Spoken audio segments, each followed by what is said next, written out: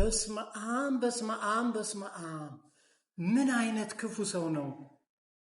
እንደዚህ አይነት ሰው በህይወቴ አጋጥሞኝ አያውቅም።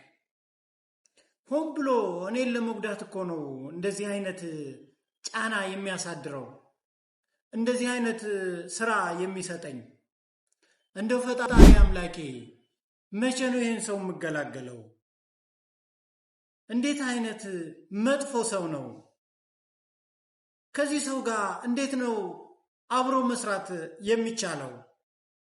እያልን በየስራ አካባቢያችን በሚገጥመን አለመግባባት ምክንያት ብዙዎቻችን ማማረር፣ መሰላቸትና ስራችንን ለመስራት ስንቸገር እንስተዋላለን።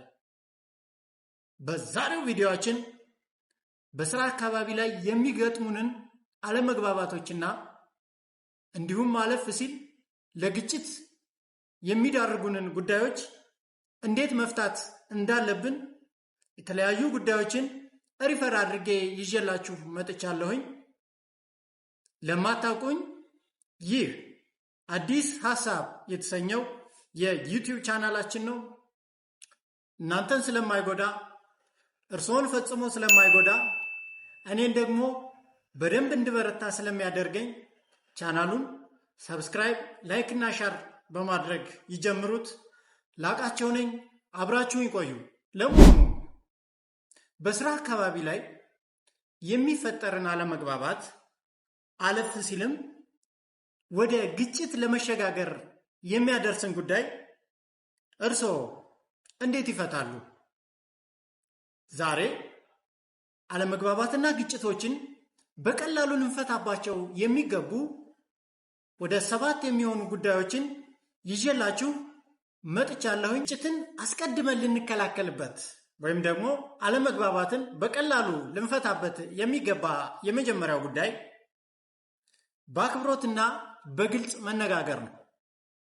ይህም ሲባል መጀመሪያ ራሳችን አስቀድመን ከመናገርና ሌሎች ላይ ጫና ለማድረግ ከመበርታት ይልቁንስ የሌሎችን ሰዎች ፍላጎትና ስሜት ቀድሞ መረዳት፣ ከባልደረቦች ጋር፣ ከቅርብ አለቆች ጋር፣ ከቅርብ ኃላፊዎቻችን ጋር አሉታዊ የሚባሉ ቃላቶችን አለመነጋገር፣ አለመግባባቱ ከመካረሩ በፊት ቀደም ብሎ ወደ አለመግባባት ሊሰድ የሚችልን ጉዳይ አስቀድሞ መገንዘብና ጥንቃቄ ማድረግ የመጀመሪያው በአክብሮትና በግልጽ በመነጋገር አለመግባባትን የምንፈታበት ፍቱን ዘዴ ነው።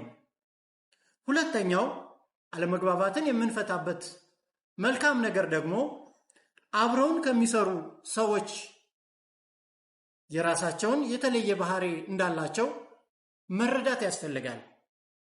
ብዙዎቻችን በምናልፍበት የኑሮ ውጣ ውረድና የሥራ አጋጣሚ ሁሉ የምናዳብረው የተለያየ ባህሪ ሊኖር ይችላል። ስለሆነም በዛ ባህሪ ምክንያት በሥራ በምንገናኝበት ወቅት የተለያዩ ስነ ምግባሮችን፣ ባህሪያቶችን ሰዎች ሊያሳዩ ይችላሉ። ስለሆነም ያ ባህሪያቸው ከኖሩበት፣ ከሰሩበት፣ ከመጡበት አካባቢ ጋር ሊገናኝ የሚችል እንደሆነ አስገንዝቦ አስቀድሞ መረዳት እጅግ በጣም ጠቃሚ ነው። ይህም ሲባል ከዚህ በፊት ሊኖሩበትን የሥራ ሁኔታና አስተሳሰብ እንዴት እንደሆነ መገንዘብ ቢቻል፣ ሌላው ምንም አለመስማማት ቢኖር እንኳን ለሙያችን ተገዢ መሆን፣ ፕሮፌሽናችንን ማክበር ማለት ነው። በስራ አካባቢ ላይ እጅግ በጣም የሚያስቸግረን ወደ ግጭት ሊዳርገን የሚችል ግለሰብ ቢያጋጥመን ግለሰቡን ሳይሆን የምንሰራበትን ሙያ ፕሮፌሽን ማክበር፣ ሌላው ያልተግባባንበት ሐሳብ ላይ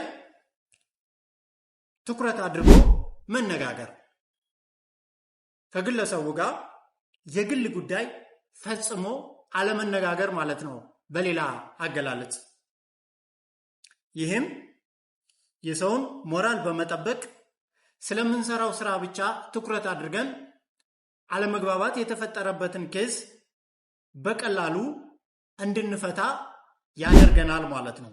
በስራ ምክንያት ወደ ግል ወደ ፐርሰናሊቲ ጉዳይ ከተገባ ጉዳዩ እየተካረረና አለመግባባቱ እየተባባሰ ሊሄድ ስለሚችል ይህንንም ጥንቃቄ ማድረግ ያስፈልገናል ማለት ነው።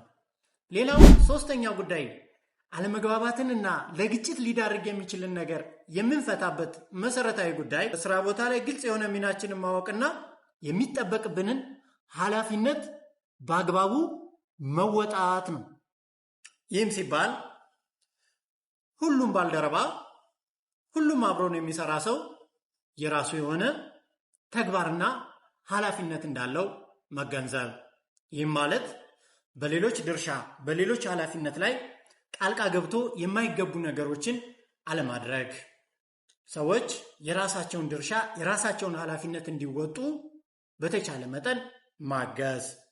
ሌላው ኃላፊነታችንን የሥራ ድርሻችንን የሚያምታታ ኮንፊውዝ የሚያደርግ ነገር እንዳይፈጠር ማድረግ ነው። ይህም ቀደም ብዬ እንደጠቀስኩት የሌሎችን የሥራ ድርሻና ኃላፊነት አክብሮ የራስን የሥራ ድርሻና ኃላፊነት ብቻ በሚገባ መንገድ መወጣት ካለመግባባትና ከግጭት እንድንቆጠብ እንድንርቅ ያደርገናል ማለት ነው። ሌላው አራተኛው አለመስማማትና ግጭት እንዳይከሰት የሚያደርገን መሰረታዊ ምክንያት ደግሞ ከስሜታዊነት መውጣትና ራስን መግዛት ነው።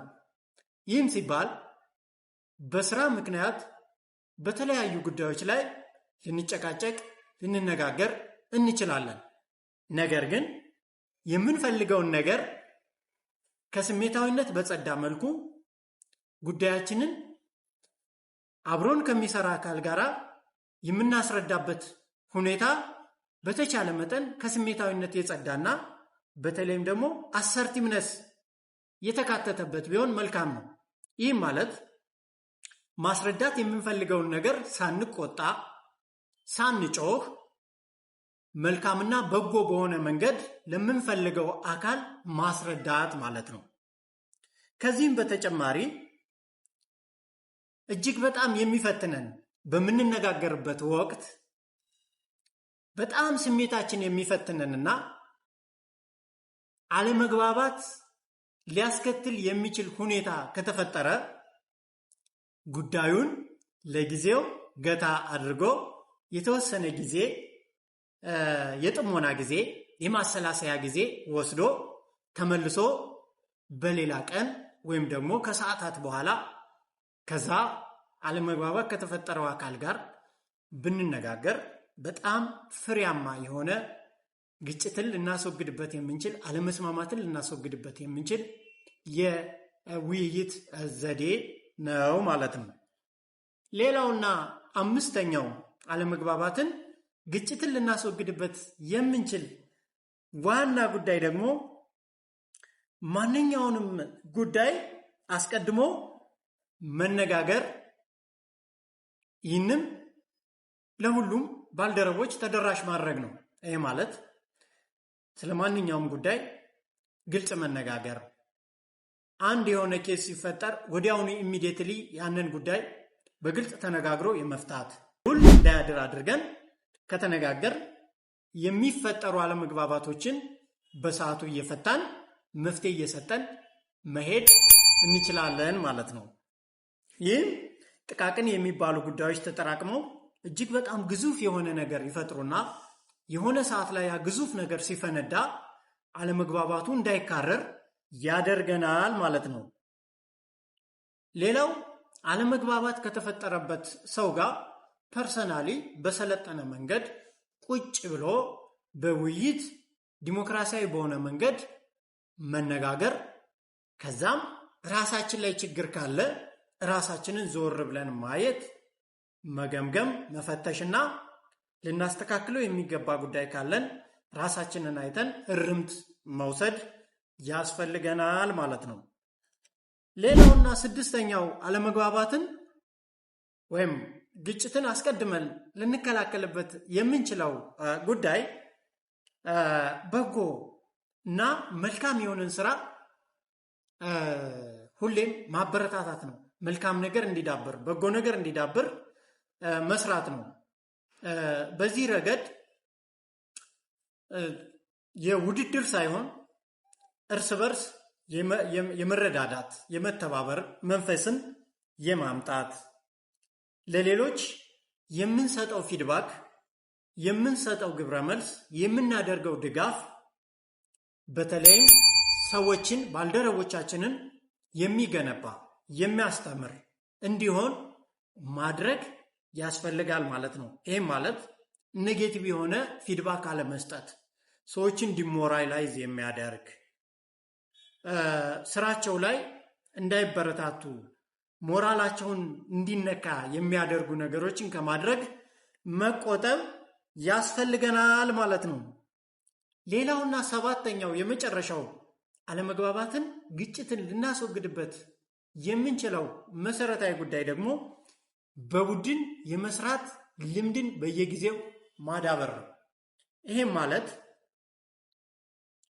ስራ አንድ ግለሰብ ያለው አቅም ውስን ነው።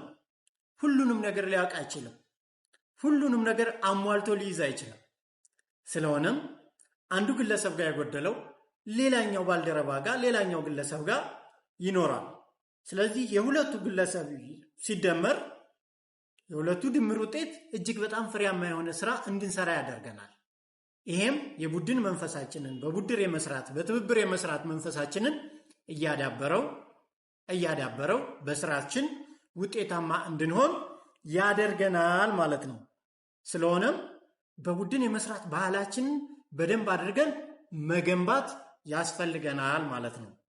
ሌላው ከዚህ ጋር ተያይዞ የሚሄደው በቡድን የተሰሩ ስራዎችን ሁሌም ሪኮግናይዝ ማድረግ፣ እውቅና መስጠት፣ ማበረታታት ያስፈልጋል። በደንብ መግለጽ፣ እንዲበረታታ ኤክስፒሪየንስ እንዲሆን ማድረግ ነገ አብሮ በመስራት በትብብር በመስራት ለምናደርገው ጥረት እንደ ሞራል እንደ ማበረታቻ ስለሚሆነን እውቅና በቡድን ለተሰራ ስራ እውቅና መስጠት በጣም አስፈላጊና መሰረታዊ ነው ማለት ነው።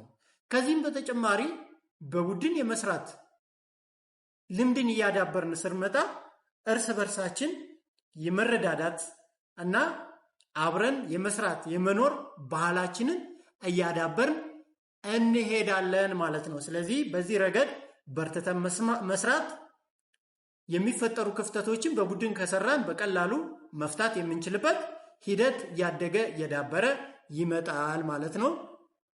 ስለሆነም ዛሬ እነዚህን ጉዳዮች ተግባራዊ ብናደርግ ስራ ላይ ለሚፈጠር አለመግባባትና ለሚፈጠር ግጭት መፍትሄ መስጠት እንችላለን ማለት ነው። ስለተከታተሉኝ እጅግ አድርጌ አመሰግናለሁ። የዛሬ ቪዲዮአችን ይህንን ይመስላል። ቻናሉን ሰብስክራይብ፣ ላይክ እና ሼር በማድረግ እንድበረታ ለሌሎችም እንዲደርስ ያድርጉ።